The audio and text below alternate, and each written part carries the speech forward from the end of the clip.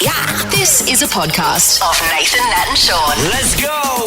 Hi, everybody. Hello. Today we talk about what happened in the pet food aisle at Woolworths. It was shocking, to be honest. Yeah, that was pretty full on. Yeah, I know, but yet we end up laughing about it, which is just We're monsters, though. So We've got a good sense of humour and a great we way, are a bright way of looking at such a it. Yes, great, yes. we're Dark powerful day. people, aren't and we? just super personalities. good people. We talk about what happened when you met for the first time at your mate's date. Yeah, I think we're throwing Sean's sport. There's one thing that we talk a bit about rugby league, and I reckon it's pretty interesting. What about the other Sean sport?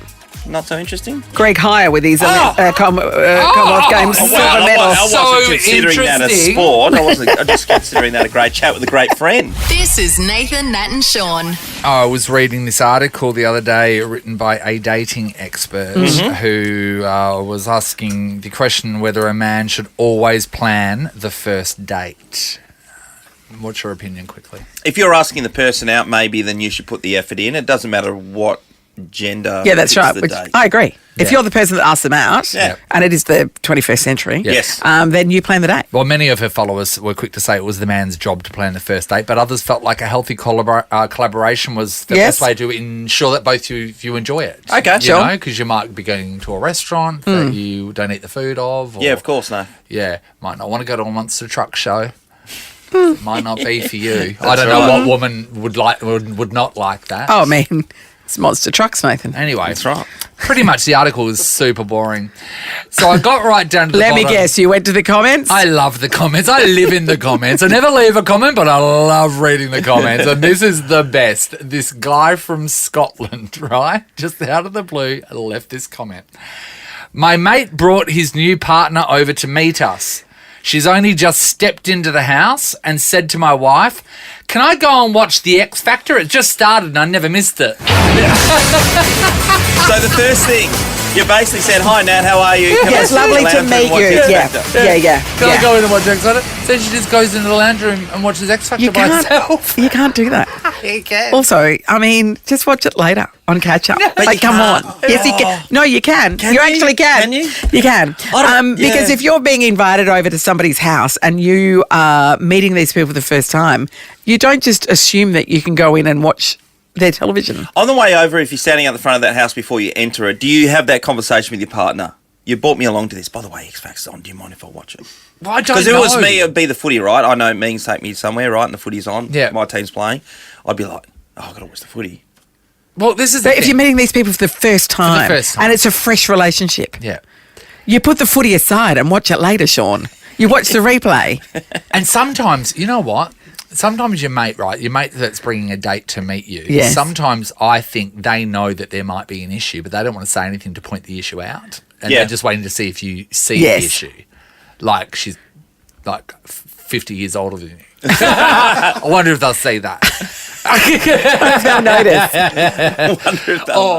Ready to make up for missed holidays with whatif.com? Well, you gotta love an Aussie winter getaway, but bring on spring. Jump on the What If app to book hotels, holiday rentals, flights, and more. What if it's Aussie for travel? We are talking about what you noticed about your mate's date the first time that you met them. We had a mate years and years and years ago who he started dating a guy, and then when we met him at a barbecue for the first time, they could have been identical twins.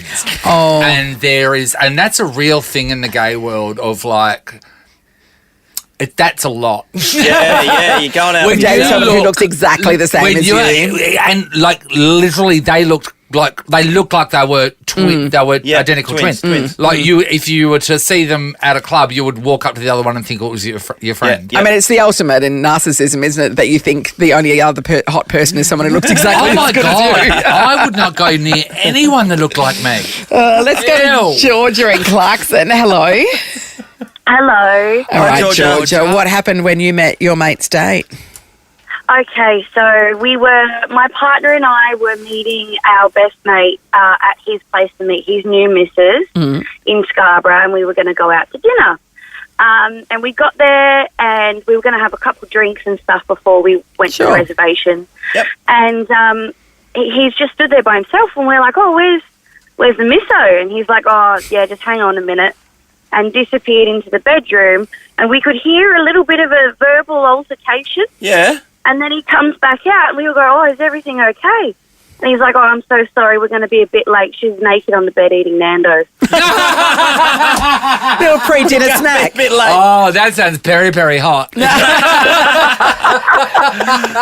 Naked on the bed eating Nandos. Good honesty. I mean, what's she thinking? Yeah. There she is lying down there showing with her seriously large chips. Okay, you know what? Then I would be going, all right, you make sure she comes because I want to meet her. I think we're going to be friends. Did you end up meeting her that night, or was she full from the Nandos? No, she came out, and I ended up realising I knew her from primary school, and I was like, run. Run. Yeah. The Nathan, Nat and Sean podcast. We're discussing the first impression you got when you, for the first time, met your mate's date. I remember this guy Phil telling me once they were all mates went around to the Claremont Hotel, and this guy walked in with she was an adult entertainer, and everybody knew. Oh, that was his fresh gear. Oh, yeah, but really? they recognised So her she'd from done her the work. rounds? Yeah. Oh, She must have been a good one. She done movies and everything. She's she's a great actor. All right, Margaret. in Fremantle. Hi, Margaret. Morning. Hi, Margaret. All right. What happened when you met your mate's date for the first time, Margaret? So we were invited, my husband and I were invited out to meet my best friend's new partner, and she's quite vain and, very into the way she looks. And so we thought we'll go somewhere really nice. We went somewhere at Crown, and we we get to Crown Restaurant, and her new partner is like chatting away to us, missing his front teeth, and we were like, what the hell is going on here? And apparently the week before they had been knocked out in some sort of sporting match. Yes. And here we are thinking, who is this guy with no front teeth? And we had no idea where his front teeth were. Where has she pulled this meth head from? I hope you weren't going to Rockpool for steak. You'd have to cut it up for Imagine him. him. Here he's going, it's so nice to meet you. But Margaret, he or she I'm needs to really give you the heads excited up. to report, though. Yes. They need to give you the heads up, don't they? Listen. Sean, listen. 100%. I'm about to be a bridesmaid in their wedding next year. And the distance. With or without teeth? Exactly right. I hope they're going to be so happy together.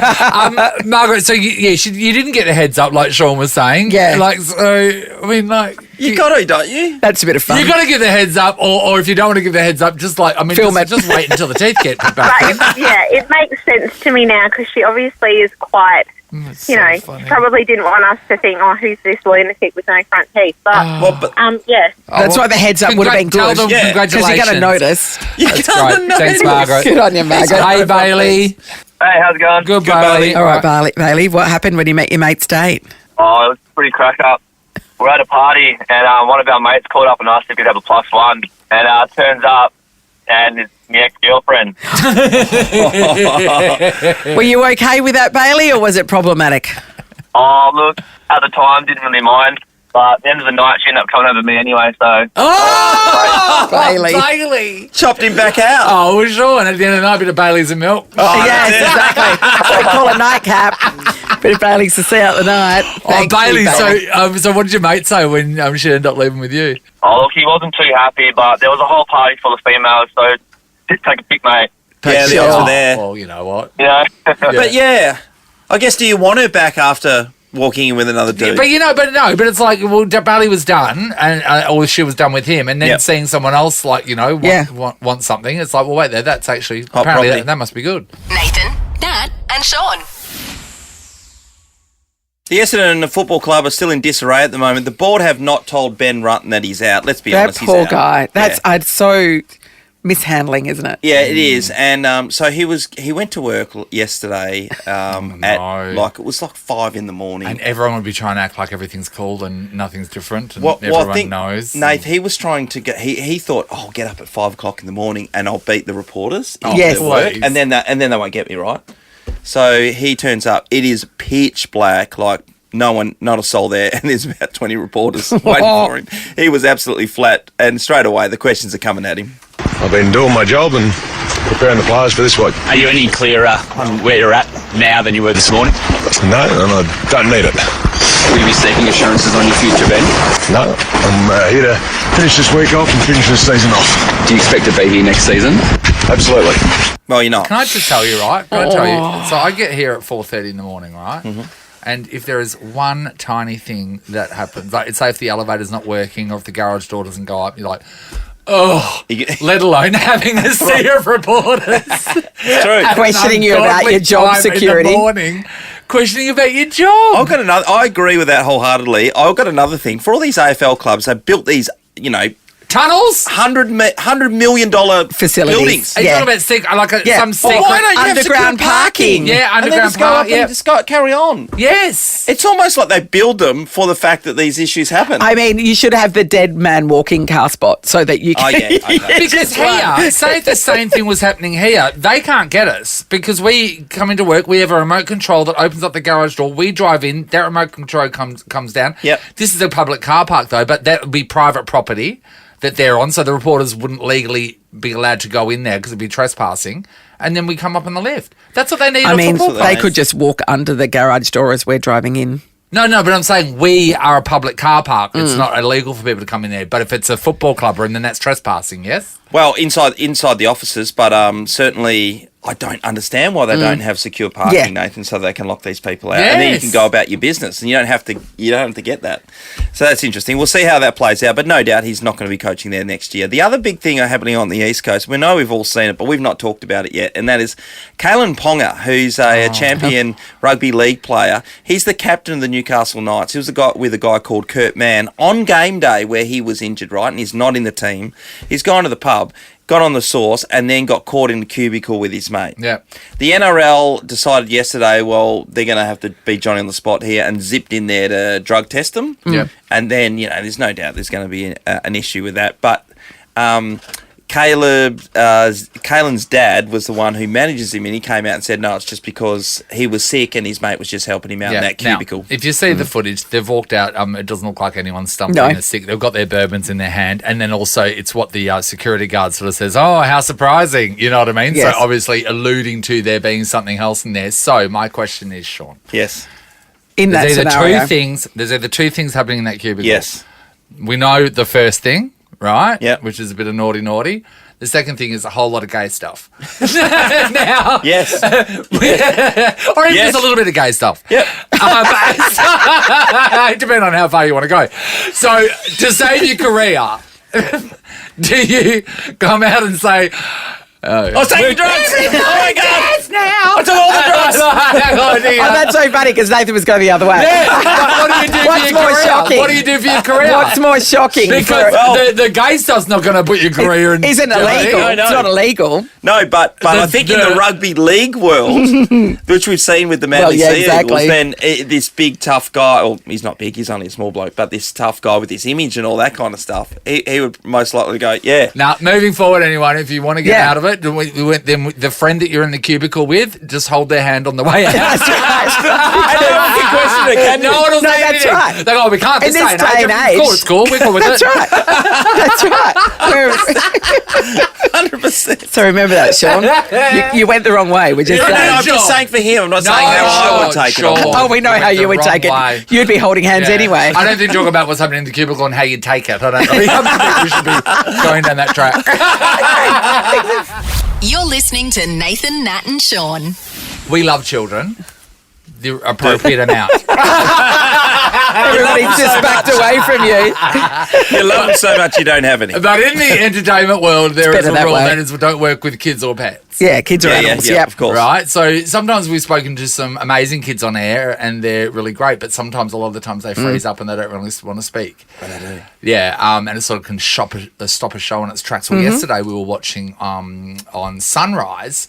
Koshi was interviewing a little kid because he had swallowed a little plastic flower and it was stuck in his throat for 5 5 years. years. They 5 years. So they did all these tests. They thought he was an asthmatic. Yeah, he had everything like breathing that. difficulties, It the was whole deal. Not until they were about to operate on his trachea that they did an X-ray of that area and then saw that there was something lodged in there. Isn't that ridiculous for 5 years? I know Yes. the parents were like, going, And I think he's like 7 or 8. misdiagnosed. Yeah. So it's most of his life he's had Yeah. this thing in his throat. Yep. Anyway, Koshi decided to interview the kid, and this kid, we need to get him on the TV show. magic. He's amazing. Marley, you're a tough young bloke. Yeah, How are you feeling about today's operation? really good. Yeah? You're looking forward to getting that thing out of your throat? Yeah, What does it feel like? nothing. Great job, Marley. That's the guy with the Some turbo hard-hitting mullet. journalism. No, his friend had the turbo Oh, mullet. God, Yeah. his friend had the rudest mullet of all time. It was an absolute stinker. That's just a great example of how a child can shut down a story. But also, Koshi asked terrible What questions. does He it asked feel yes like? or no questions. does it Pretty much feel what like? it feel like. Well, what does it feel Fun? Nothing. Nothing. Oh, that's good. Good times. I know, Koshi. Yeah. Anyway, we're going to get some kids on after 8. Yep. Yep. Whole hour. A whole hour of yes or no questions. Are you good? Yeah. That's good, being good. Nathan, Nat, and Sean in podcast form. Wow. Ellenbrook yesterday and what happened at Woolworths is It's extraordinary, isn't so shocking for somebody to go to work and be doing their job packing shelves in aisle 14, mind you, which is where they house pet food. Yes. Just to be like Get that fancy feast on the shelf, stacking let me tell cans ya. of chum, and then next minute be stabbed in the back. Yeah. Well, It's the ladies- unbelievable. She said that she thought that someone had rammed their trolley and just run their trolley Yes. into the back of her. I just can't even imagine, Nathan. You make a really good point. You're at work and you're just going Yeah. about your business. It's late, obviously, because you're stacking shelves. You do not expect No, that to happen. you don't expect in a that to happen million anywhere, years. really. Anywhere. Not even in the US, random- which we see stuff blow up all the time. I can remember years ago seeing footage of a lady. She was quite an elderly lady, and she was in a supermarket in the UK walking around, and she literally had a knife sticking out the top of her back.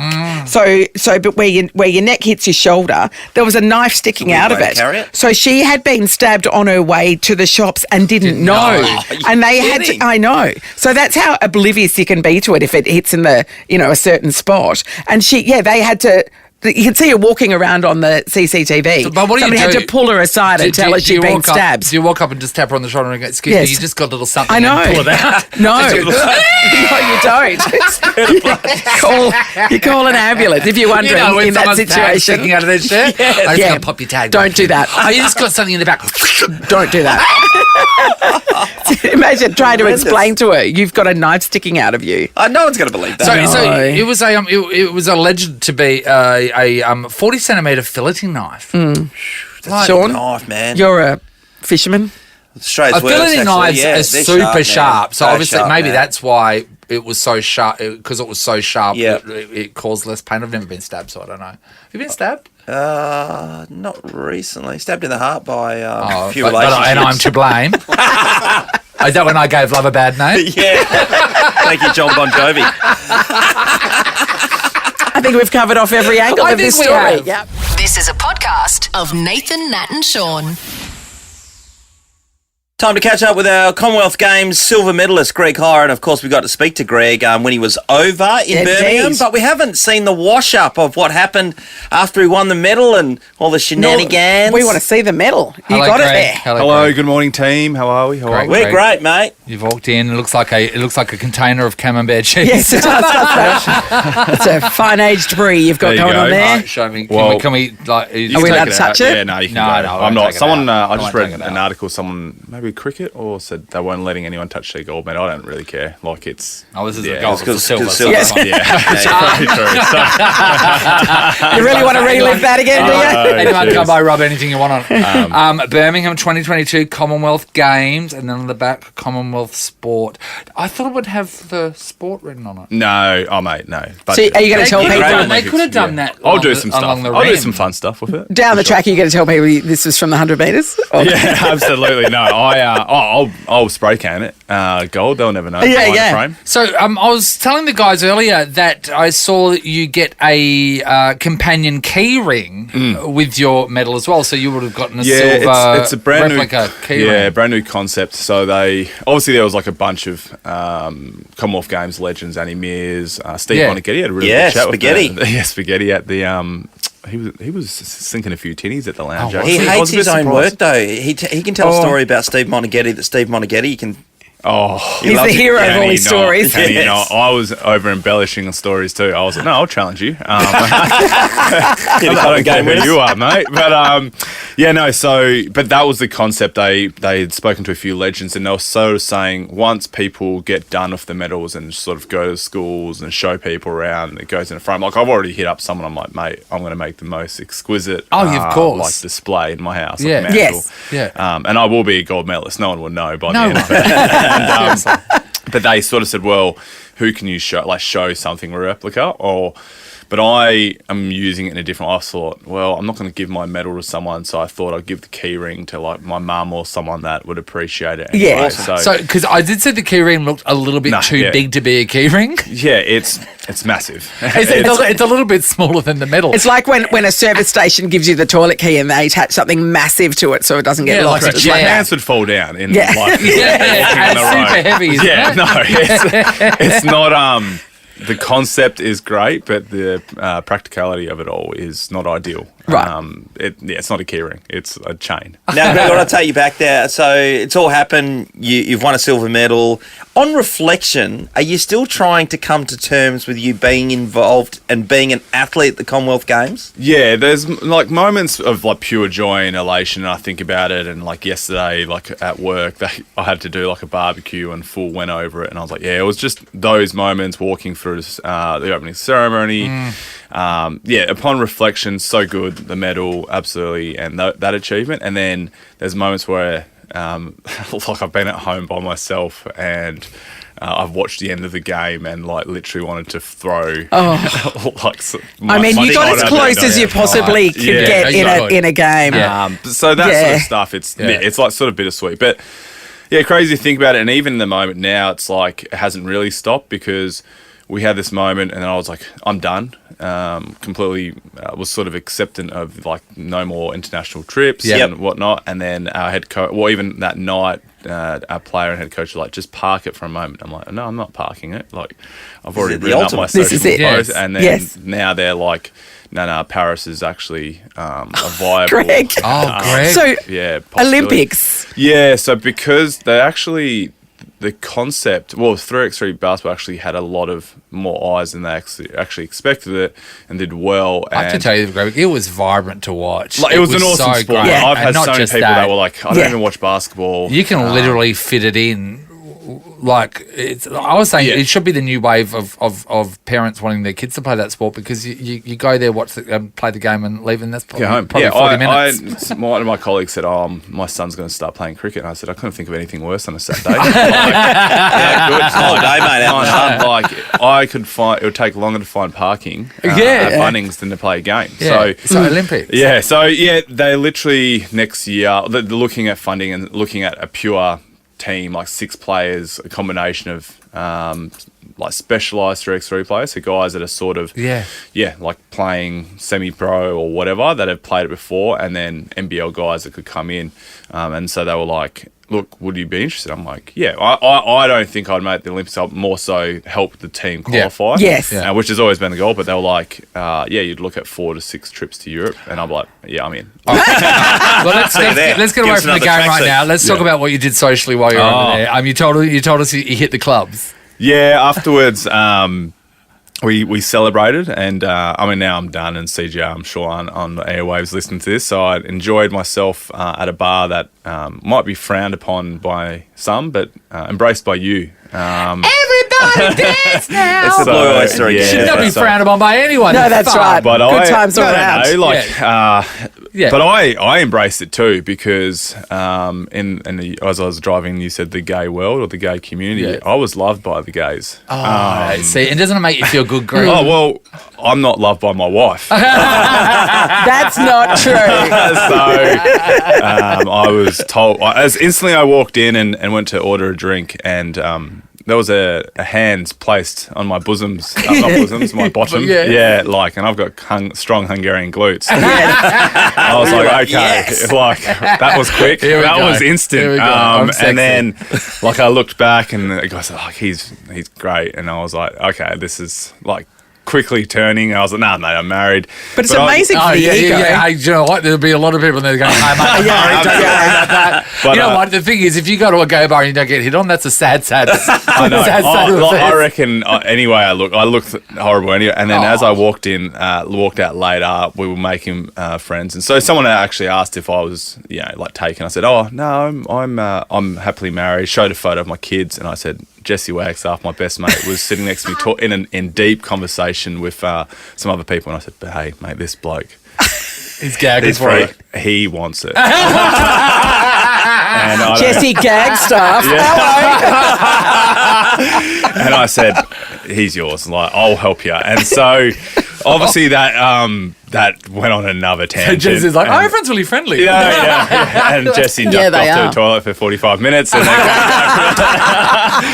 Greg Hire is still in the house with his silver medal from the Commonwealth Games. Oh, we're all so excited and proud of him, obviously. Nathan, you pointed the question, what did he do afterwards? Yes, and you took the kids to Disneyland, which I think would be such a great thing for any parent to say to your kids, we're going to Disneyland. Yeah. So pretty exciting stuff in Paris. Yeah, I did a good one, actually. You'll love this, Sean, saving money. So I'm not the most astute man in organising things. And so prior to going to Paris, I went to buy tickets. They were sold out, Disneyland. Yeah. And I thought, I'm going to... Disneyland, the happiest place in the world. How you I went there, the one. So I thought that's a massive issue. I'm going to take my kids to Disney, but then I thought, I'll take them to another park, in the end.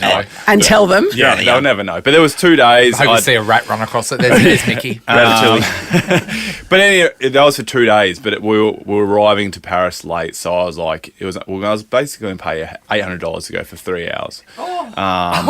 So Amy's horrified in the background. So in the end, it worked out because I had tickets for the next day. We decked it all out. Disneyland, best place in the world. My kids over the moon, chuffed. We walked in. As soon as we walked in, Marvel Universe has just opened up. Oh yeah. There's a battle scene. Black Widow. Yes. The Black Panther. Yeah. Damn it. Spider-Man. They're all just smashing each other. Well, pretending. Yes. The only issue was they were speaking in French. And so subtitles. So my daughter was like, "Dad, I don't think they speak English," and I was like, "No, they don't." No. But we're in Euro Disney. Yeah, it was incredible. You had to get fast passes, and so I'm going to have to talk about this with my son afterwards because I've learned he has a massive disgust of females. Every superhero that would Miss Marvel, Wasp. What? To go get a photo. He didn't I rate was him. in the line waiting 45 minutes and Ant-Man was there. My son was pumped. He was like, I'm going to ask him about this. But the female superheroes. No, we got to the front of the line. Ant-Man changed. Wasp walked out.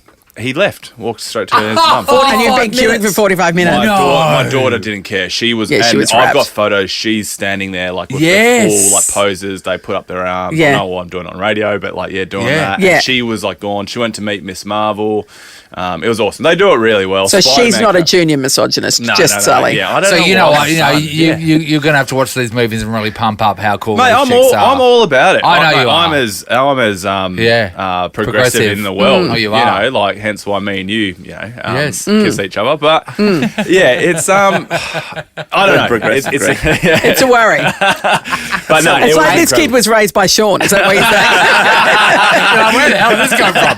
Yeah, but no, so amazing. I love it. Sissy was upset though at one part. Yeah, so princesses, like, they do the full spectacle and parade, and like it's gung ho. It's like on steroids, and they're gone and they're waving. I had my daughter on my shoulder, and like Elsa, Belle, and all those are like going, and they go right in front, and they literally lock eyes. But I find that awkward too. I'm a grown man, and I'm actually embracing it. Waving at a princess. Yeah. Here's my number. Look,